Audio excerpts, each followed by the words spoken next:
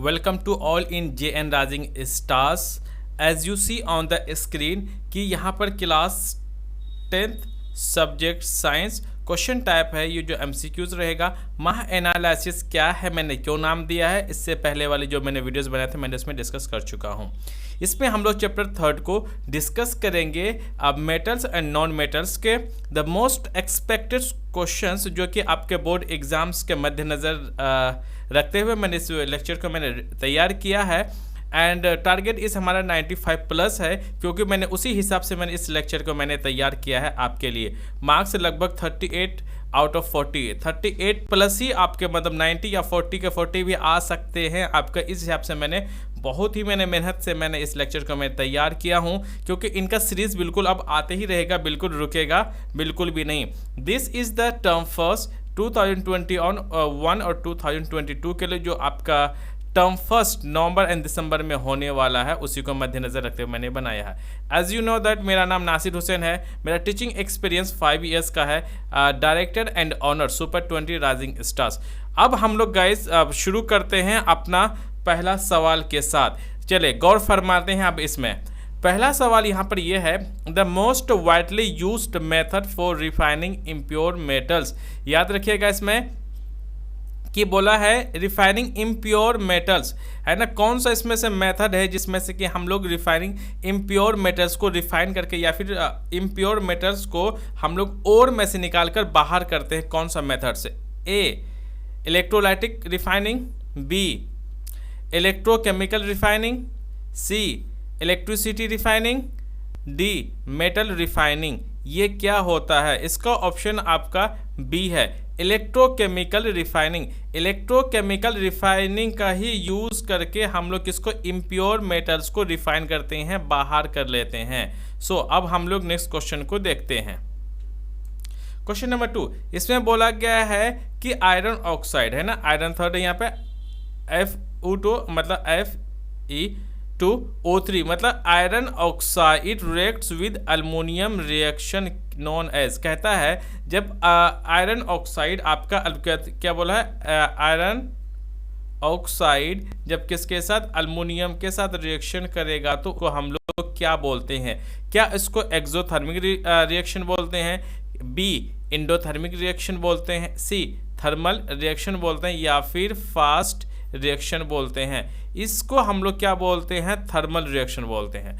Option B is the right, sorry option C is the right answer. इसको हम लोग क्या बोलते हैं? थर्मल रिएक्शन बोलते हैं, जब आयरन ऑक्साइड किसके, अल्मोनियम के साथ रिएक्शन होता हो तो। अब आगे बढ़ते हैं। अब देख लेते हैं हम लोग क्वेश्चन नंबर 3 को। Bauxite, bauxite is an ore of. कहता है बॉक्साइट जो है किसका ओर है, मतलब क्या, bauxite is an ore of किसका, अल्मोनियम का। किसका है? या फिर आयरन का है, सी मरकरी का है, या फिर कॉपर, डी किसका है? ये आपका अल्मोनियम का है। किसका है? Sorry B is the right answer. ये अल्मोनियम का ओर है। मतलब क्या हो गया, बॉक्साइड ओर ऑफ किसका, बॉक्साइड जो मिलता है बहुत सारा, किसका है वो, अल्मोनियम का है। आगे बढ़ते हैं। अब आ जाते हैं क्वेश्चन नंबर 4 में। क्वेश्चन नंबर 4 में बोला गया है कि which one of the following pairs will give displacement reaction.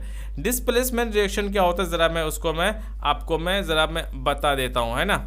Displacement reaction वो रिएक्शन होता है जब लेस रिएक्टिव को मोर रिएक्टिव एलिमेंट उसको अपनी जगह से हटा देता है, उन्हीं को बोलते हैं डिस्प्लेसमेंट रिएक्शन। अब इसमें देख लेते हैं क्या, NaCl सॉल्यूशन एंड कॉपर। यहाँ पे बोला गया है कि जो सोडियम क्लोराइड प्लस कॉपर को जब रिएक्शन कराएंगे तो क्या ये डिस्प्लेसमेंट रिएक्शन है या नहीं। देखिए ये सोडियम जो है ये भी एक प्लस के साथ है, और भैया कॉपर जो है आपका क्या है, कॉपर जो है ये भी रिएक्शन करेगा। देखिए कॉपर जो है ना लेस रिएक्टिव है किससे, सोडियम। सोडियम तो बहुत ज़्यादा रिएक्टिव है, तो सोडियम कभी भी कॉपर जो है किसको नहीं हटा सकता, सोडियम को नहीं हटा सकता। क्यों नहीं हटा सकता है? क्योंकि भैया जी ये बहुत ज़्यादा रिएक्टिव है। रिएक्टिव मतलब पावरफुल है, और मतलब लेस रिएक्टिव मतलब ये कम पावरफुल है। यूँ समझ लीजिए कि ये हीरो है तो ये क्या, विलन है। हीरो के पास ज़्यादा पावर है, विलन के पास कम पावर है, ये क्लोरीन क्या हीरोइन है। चलिए इस डिस्प्लेसमेंट रिएक्शन को सबसे अच्छा मैं समझा देता हूँ। मैंने एक एग्जांपल लिया HCl प्लस कॉपर। ये कह रहा है कि क्या यह एक किसका डिस्प्लेसमेंट रिएक्शन का एग्जांपल है या नहीं। मैं आपको यहाँ पर डिस्प्लेसमेंट मैं समझा रहा हूँ। देखिए सोडियम भी क्या होगा, यहाँ पर सोडियम जो है आपका पॉजिटिव में है, कॉपर भी पॉजिटिव में है, और जो आपका क्लोरीन है वो नेगेटिव में है। देखिए लेस रिएक्टिव और मोर रिएक्टिव का मतलब समझिए। जो मोर रिएक्टिव है उसको मैंने बोला, क्या मैंने बोला है, सलमान खान, शाहरुख खान, इस तरह के जो हीरो हैं, आमिर खान, अमिताभ बच्चन जी है ना, वो हीरो हैं। तो कॉपर जो है ना, कॉपर को मैंने लिया हुआ है विलन की तरह, है ना, विलन की तरफ जो मैंने लिया है, तो क्या हो गया कि देखिए ये हीरोइन है, ये क्लोरीन जो है ना, जो नेगेटिव वाला रहता है, इसको मैंने एक्ट्रेस माना है।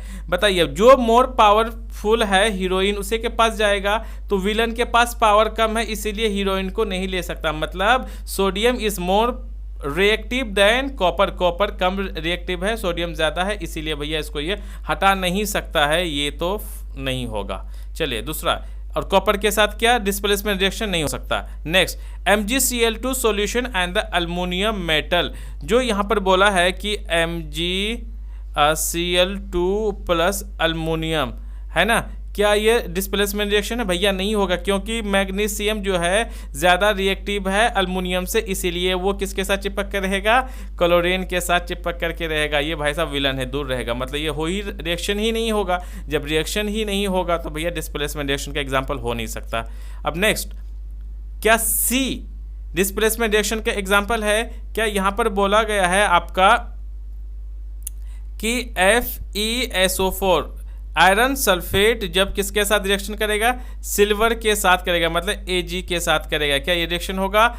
क्या यहाँ पर आयरन मोर रिएक्टिव है या फिर सिल्वर मोर रिएक्टिव है? यहाँ पर आयरन मोर रिएक्टिव है, सिल्वर लेस रिएक्टिव है। इसका मतलब ये भी तो भैया नहीं होगा। जब ये भी नहीं होगा, ये भी नहीं होगा, तो ऑप्शन डी हमारे पास लास्ट तो बचा है। इसलिए ये वाला जो आंसर आपका D is the right answer. इसलिए सही है कि AgNO3 जब किसके साथ करेंगे, कॉपर के साथ रिएक्शन करेंगे, तो भैया यहाँ ऐसे में कॉपर इज मोर रिएक्टिव और आयरन लेस रिएक्टिव है, मतलब हीरो ये है। तो अगर NO3 ये नेगेटिव अपने आप में रहता है, तो ये हीरो क्या करेगा, हीरोइन के पास आ जाएगा। तो मतलब यहाँ पे क्या बनेगा, CuNO3, मतलब इसका बनेगा आयरन प्लस अल्मोनियम, मतलब कि जो सिल्वर आपका अलग हो जाएगा। कुल मिलाकर के यही वाला ऑप्शन सही है, क्योंकि यहाँ पे कॉपर मोर रिएक्टिव है एज कम्पेयर टू किसके, सिल्वर के, इसीलिए कॉपर कहाँ आ जाएगा, NO3 के साथ आके चिपक जाएगा, किसको अलग कर देगा, सिल्वर को। आप समझ गए ना मैंने क्या समझाया? अब हम लोग आगे बढ़ते हैं। Question number 5। क्वेश्चन नंबर 5 में जो है आपका यहाँ पे लिखा हुआ कि एक एलिमेंट है जो कि सॉफ्ट है। देखिए सॉफ्ट है, दो ही एलिमेंट सबसे ज़्यादा सॉफ्ट होता है, मैग्नीशियम, दूसरा सोडियम। और सोडियम सबसे ज़्यादा क्या होता है, सॉफ्ट होता है, इतना सॉफ्ट होता है पनीर की तरह कि आप चाकू से आसानी से काट सकते हो। And can be cut with the help of knife. कह रहा है कि एक ऐसा एलिमेंट X है, इतना सॉफ्ट है कि हम उसको चाकू से आसानी से काट सकते हैं।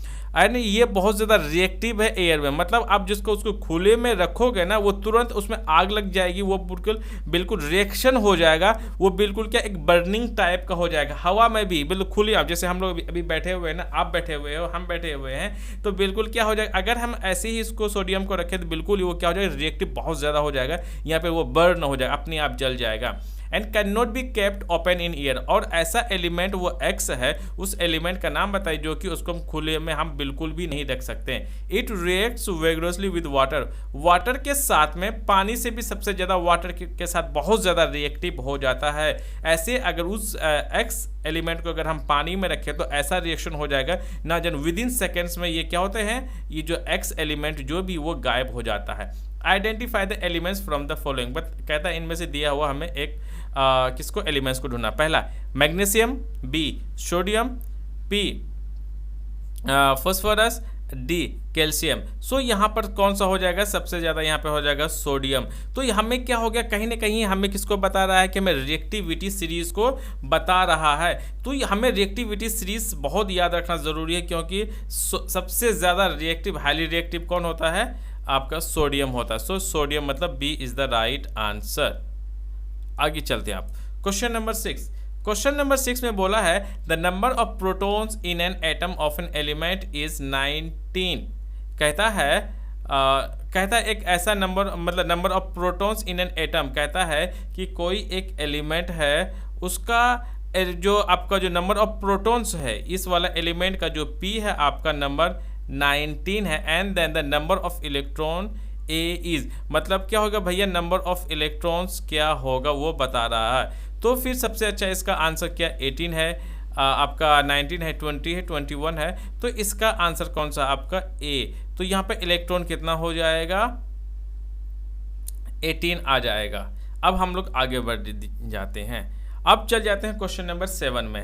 क्वेश्चन नंबर 7 में बताया गया है कि which of the following represents the correct order of decreasing reactivity. याद रखिएगा यहाँ पे बोला है कि इसमें से represent correct of the order of decreasing reactivity, मतलब हाईली रिएक्टिविटी से कम रिएक्टिविटी की तरफ जा रहा है। ये हाईली से ऊपर नहीं जा रहा बल्कि सबसे ज़्यादा से कम की तरफ जा रहा है। तो इसमें से क्या कौन सा है, क्या ये वाला सही है कि magnesium, aluminium, zinc and Fe। कहता है सबसे ज़्यादा मैग्नीशियम, फिर aluminium, then zinc, then iron.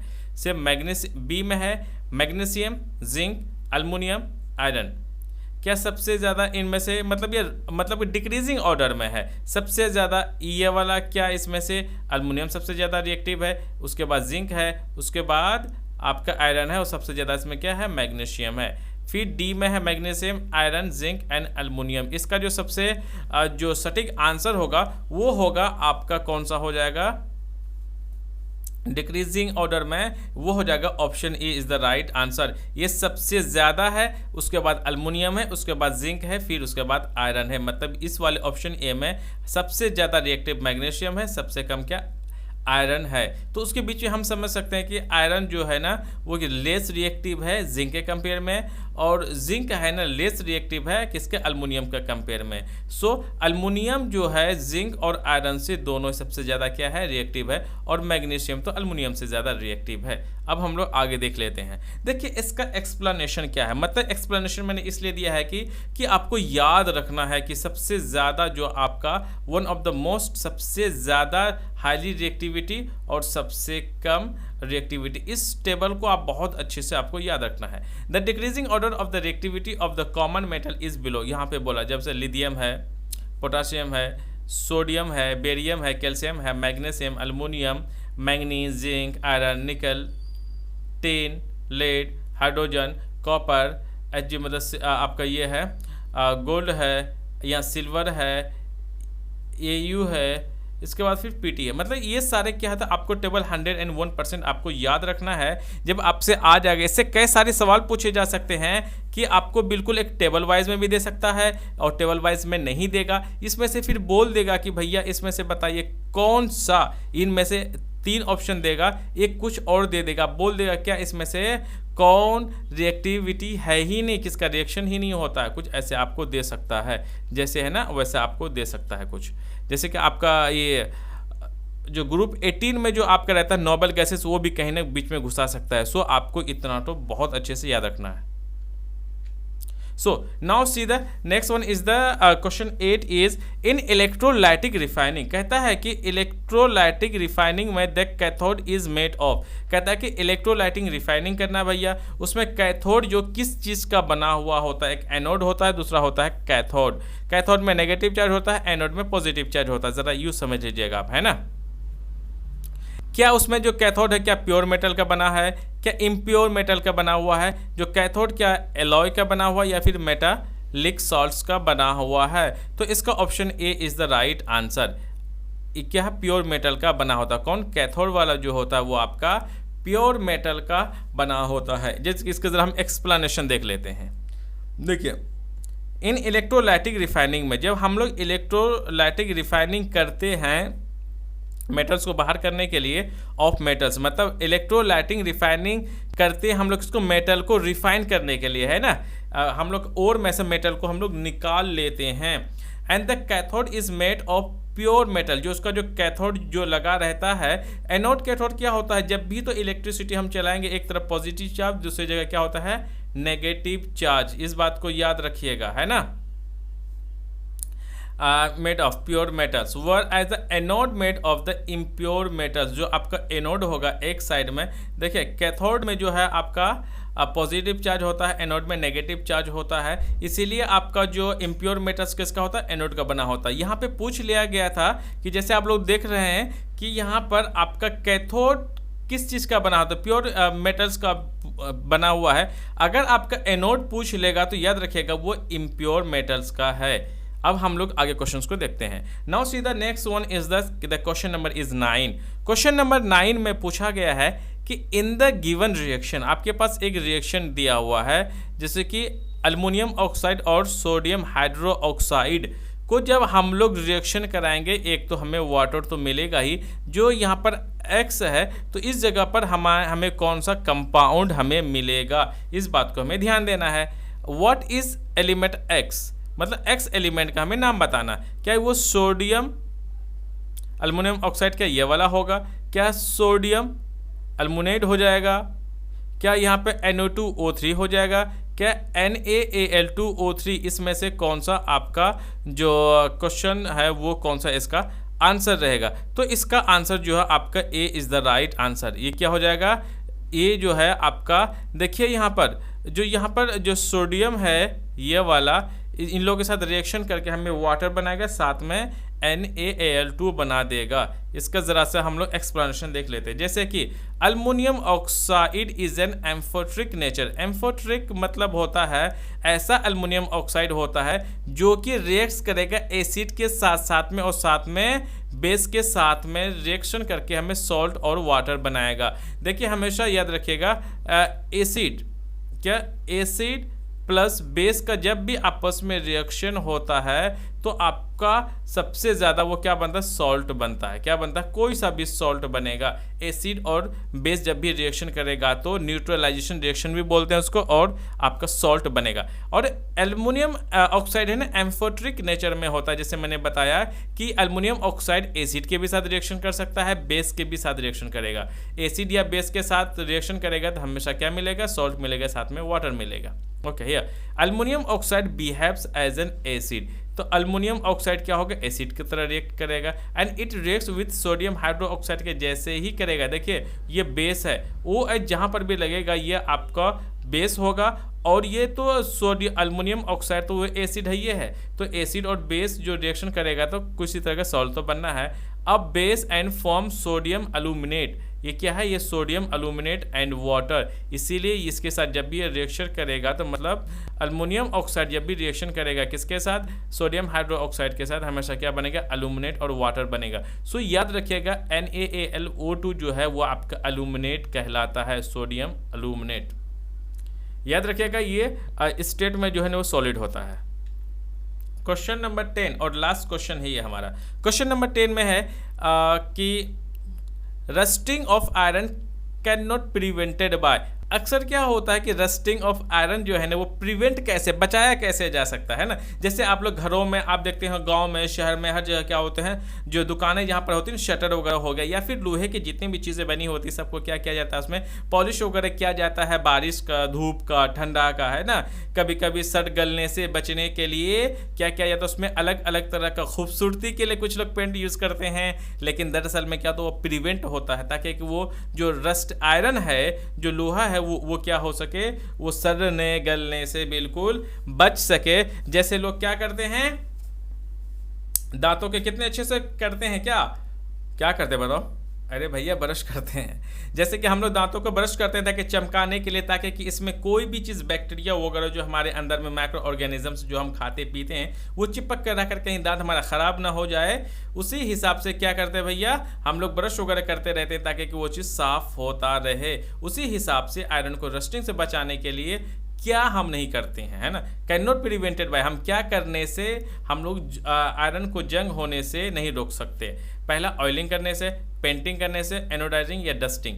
अरे भैया जी ऑयलिंग करेंगे तो ये अपने आप बच जाएगा, पेंटिंग करेंगे तो और भी ज़्यादा लोहा हमारा बच जाएगा, एनोडाइजिंग करेंगे तो भी हो जाएगा। डस्टिंग का मतलब होता है कि हम उसमें से धूल मिट्टी सिर्फ हम कपड़ों से साफ सुथरा कर दें तो क्या हमारा रस्टिंग से बच सकता है, बिल्कुल भी नहीं बच सकता, क्योंकि आप 24/7 आप उसको पोछा मारते नहीं रहोगे, वो हमेशा हवा के कांटेक्ट में रहेगा, खुला हुआ नमी के साथ में रहेगा, जो कि हवा में जो वाटर प्रेजेंस है हवा के साथ घूमते रहता है पानी, आप उससे बचा नहीं सकते, इसीलिए डस्टिंग से आप बचा नहीं सकते। So this is the last question.